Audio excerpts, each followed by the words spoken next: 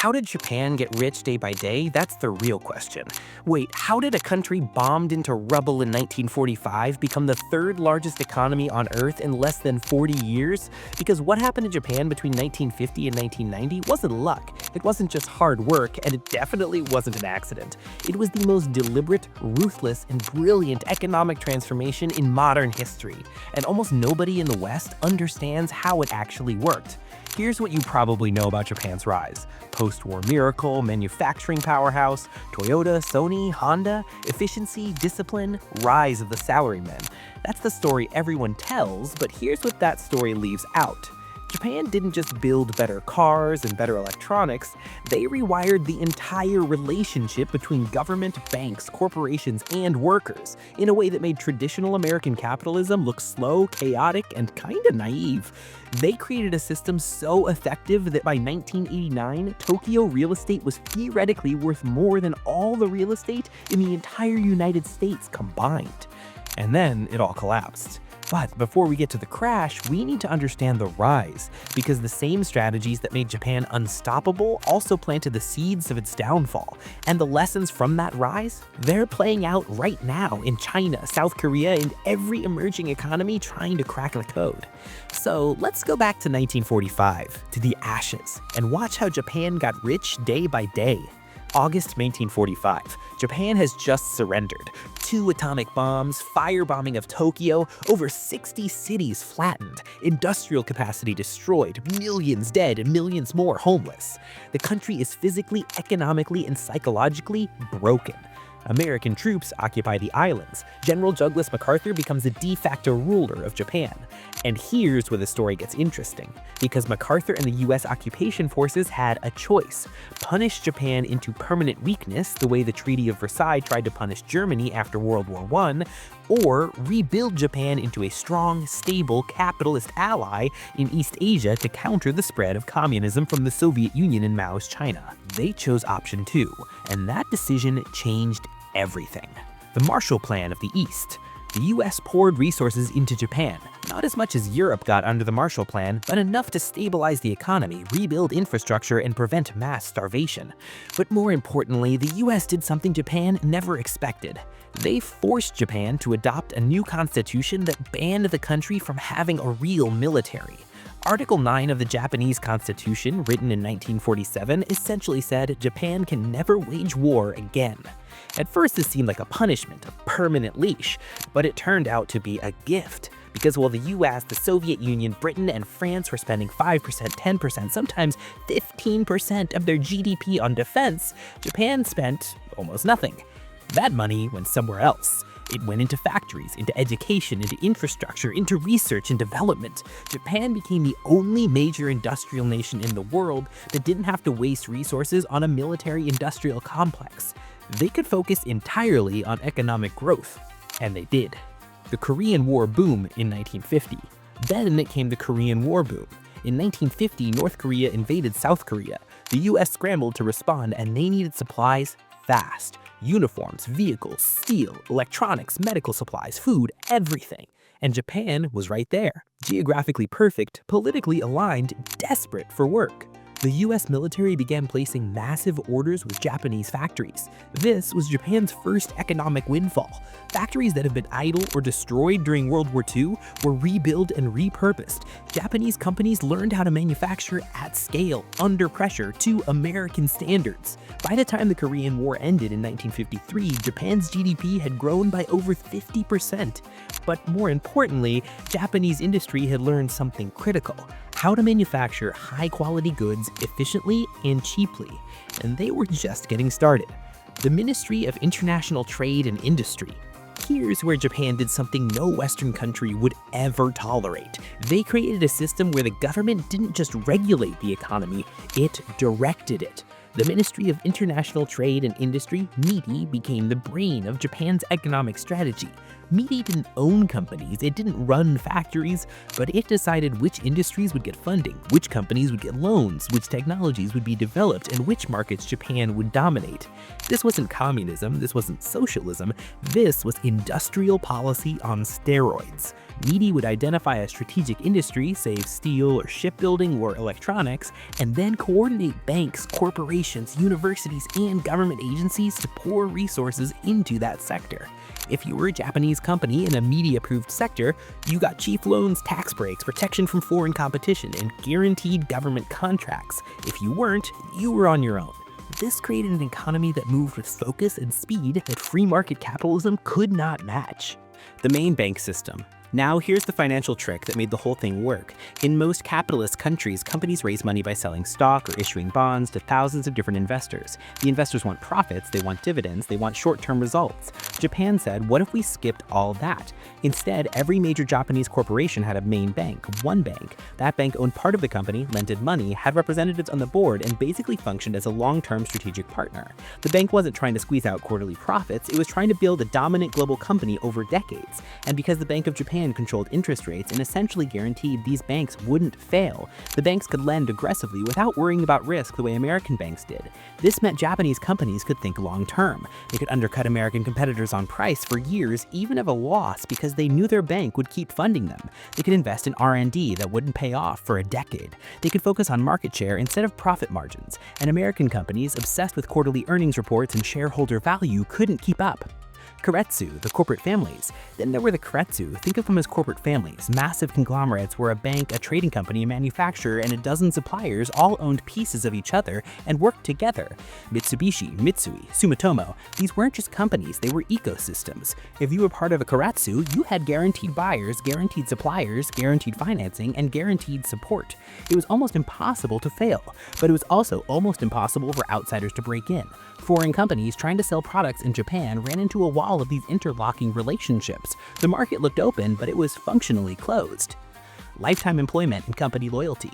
And then there was the workforce. In the 1950s and 60s, Japan pioneered a system called lifetime employment. You got hired by a company in your early 20s. You stayed there until you retired at 60. The company trained you, promoted you slowly, paid you based on seniority, and took care of your family. In exchange, you gave the company your loyalty, your time, and your effort. This created a workforce that was stable, skilled, and deeply invested in the company's success. Strikes were rare, turnover was almost non-existent, workers didn't job hop for higher salaries because there was no job hopping culture. Companies could invest in training without worrying that employees would leave.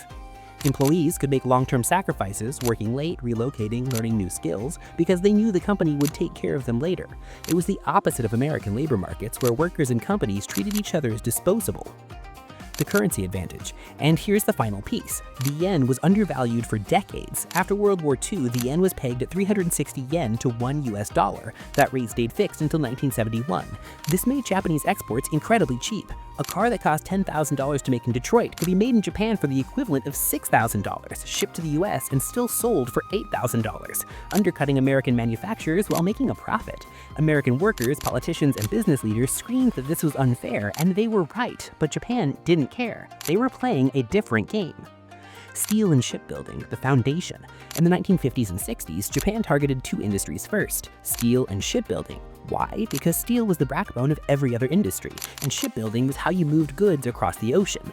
MIDI coordinated massive investments, the government guaranteed loans, companies built the most modern, efficient mills and shipyards in the world. By the 1960s, Japan was the largest shipbuilder on the planet. By the 1970s, Japan was producing more steel than any country except the United States and the Soviet Union, and they were doing it cheaper and faster than anyone else.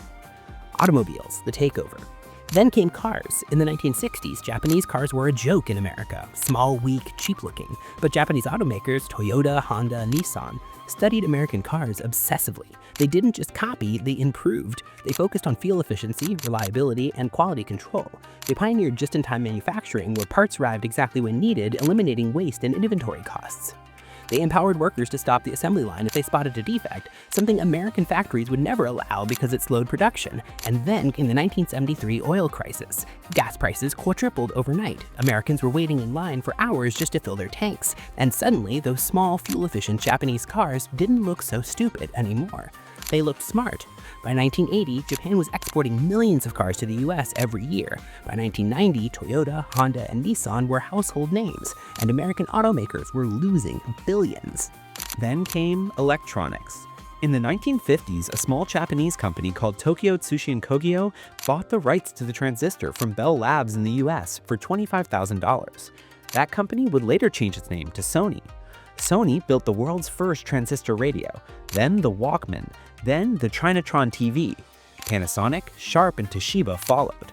By the 1980s, if you wanted a TV, a stereo, a VCR, or a camcorder, you bought Japanese. American companies like RCA and Zenith were wiped out. Semiconductors and the future. By the 1980s, Japan set its sights on semiconductors, the chips that power computers, phones, and everything electronic. MIDI launched a coordinated national project. 5 companies, Fujitsu, Hitachi, Mitsubishi, NEC, and Toshiba, worked together, sharing research and patents, funded by government-backed loans. By 1988, Japan controlled over 50% of the global semiconductor market. American tech companies panicked. Intel, Texas Instruments, and others begged the US government to intervene. And eventually, the US did. The Plaza Accord, 1985. By the mid-1980s, the US trade deficit with Japan was out of control. American politicians were furious, American workers were losing jobs, American companies were going bankrupt. So in 1985, the US forced Japan to sign the Plaza Accord. The deal was simple. Japan had to let the yen rise in value. The yen went from 240 yen per dollar to 120 yen per dollar in just 2 years. This made Japanese exports twice as expensive overnight. Japan's export-driven economy was suddenly in trouble. The Bank of Japan's response. To prevent a recession, the Bank of Japan did what central banks do. They cut interest rates way down. Money became incredibly cheap to borrow, and Japanese individuals, companies, and investors did what people always do when money is cheap. They borrowed a lot. But instead of investing in new factories or technologies, they poured money into real estate and stocks because prices were going up fast. And when prices go up, people assume they'll keep going up. The real estate madness. By the late 1980s, Tokyo real estate prices were insane. A single square meter of land in central Tokyo was selling for over $100,000. The Imperial Palace grounds in Tokyo were theoretically worth more than all the real estate in California. Banks were lending money to anyone who wanted to buy property, using the property itself as collateral. And because property prices kept going up, the collateral kept increasing in value, so banks kept lending more. It was a perfect feedback loop. Until it wasn't. The stock market mania. The Nikkei 225, Japan's main stock index, went from 10,000 in 1985 to 38,915 in December 1989. That's a nearly 400% increase in 4 years. Japanese companies were valued higher than American companies with 10 times the revenue. People were borrowing money to buy stocks, using stocks as collateral to borrow more money, buying more stocks. Everyone was getting rich. On paper. The peak, December 29th, 1989. On December 29th, 1989, the Nikkei hit its all-time high, $38,915. Japan was the envy of the world. Japanese companies were buying Rockefeller Center, Pebble Beach Golf Course, Columbia Pictures. Books like Japan is #1 top bestseller lists. American business schools taught Japanese management techniques. Everyone assumed Japan would overtake the US as the world's largest economy within a decade. And then, it all crashed down. The Bank of Japan tightens. By late 1989, the Bank of Japan realized they had a problem. The bubble was getting out of control. Inflation was rising. The economy was overheating. So they did what central banks do. They raised interest rates from 2.5% to 6% in just over a year. Suddenly, borrowing money wasn't cheap anymore. And the people who'd borrowed billions to buy real estate and stocks, they couldn't afford the payments. The stock market crashes. In 1990, the Nikkei started falling, slowly at first, then faster. By October 1990, the Nikkei had lost 50% of its value. Trillions of dollars of wealth evaporated. Companies that used stocks as collateral for loans were suddenly underwater. Banks that had lent against those stocks were suddenly holding worthless collateral, and the spiral began. Then real estate started falling. Property prices in Tokyo dropped 70% over the next decade. People who had borrowed millions to buy apartments and office buildings couldn't make their mortgage payments. Banks foreclosed, but the properties they seized were worth a fraction of the loans. Banks were drowning in bad debt. And instead of admitting the losses, writing off the bad loans, and moving on, Japanese banks did something worse. They pretended everything was fine. Zombie banks and zombie companies. Banks kept lending to companies that were already bankrupt, just so those companies could make interest payments and the banks wouldn't have to admit the loans had gone bad. These became known as zombie companies, technically alive but functionally dead, and zombie banks, still operating but insolvent. The government refused to let the big banks fail, refused to force them to clean up their balance sheets, so the bad debt just sat there, growing, festering, and the entire economy ground to a halt. The lost decade. The 1990s in Japan became known as the lost decade. Growth stalled, wages froze, deflation set in.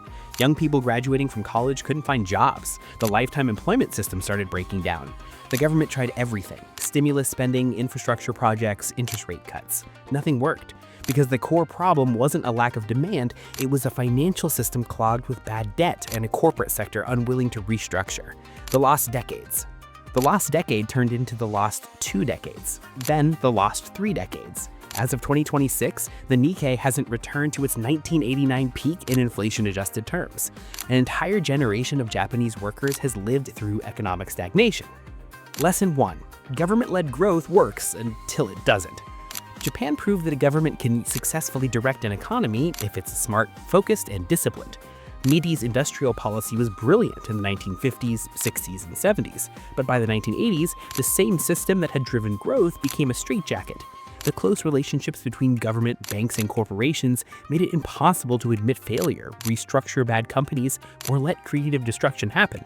The system that built Japan also trapped it. Lesson 2. Cheap credit creates bubbles. When the Bank of Japan flooded the economy with cheap money in the late 1980s, they thought they were preventing a recession. Instead, they created the biggest asset bubble in modern history. And when that bubble popped, the cleanup took 30 years. This same pattern has played out in the US in 2008, in China in 2015, in crypto in 2021. Cheap money doesn't create real wealth, it creates the illusion of wealth. And illusions always end. Lesson 3. Avoiding pain makes it worse. After the bubble burst, Japan had a choice. Let the bad banks fail. Let the zombie companies go bankrupt, take the pain, clean up the mess, and start over.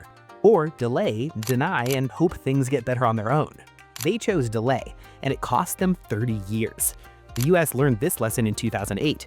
When the financial crisis hit, the US forced banks to admit losses, recapitalize, and restructure. It was brutal, but the recovery was faster. Japan didn't do that, and they're still paying the price. Lesson 4. Export-led growth has limits. Japan's entire economic model was built on exporting goods to the rest of the world. But that only works if the rest of the world keeps buying. And it only works if your currency stays cheap. Once the yen appreciated after the Plaza Accord, Japan's export advantage disappeared, and the domestic economy wasn't strong enough to pick up the slack. China's facing this exact same problem right now. Lesson 5. Demographics matter. Japan's population peaked in 2008 and has been shrinking ever since. Fewer workers, fewer consumers, fewer taxpayers, more retirees, more healthcare costs, more pensions to pay. You can't grow an economy when the population is shrinking and aging. Japan is now the oldest society in human history, and there's no economic model that's ever solved that problem. Still, the third largest economy in the world. Despite everything, Japan is still the third largest economy in the world. It's still a technological powerhouse, still produces some of the best cars, electronics, and machinery on the planet, but it's no longer the unstoppable force it was in the 1980s. It's stable, mature, stagnant, a cautionary tale wrapped in efficiency and politeness. So here's the question we started with. How did Japan get rich day by day? By building a system that was smarter, more focused, and more disciplined than anything the West had ever seen. By making long-term bets when everyone else was chasing short-term profits. By coordinating government, banks, and corporations in ways that free markets couldn't replicate. But also by refusing to admit when that system stopped working. By protecting the past instead of building the future. By choosing stability over change. And here's the uncomfortable truth. Every country that's tried to copy Japan's model, South Korea, China, Taiwan, has succeeded wildly in the growth phase. And every one of them is now staring at the same trap Japan fell into. What happens when the export markets dry up? What happens when the debt gets too big? What happens when the population starts shrinking? Japan got rich day by day, and then it stopped. The question is, will anyone learn the lesson before they make the same mistake?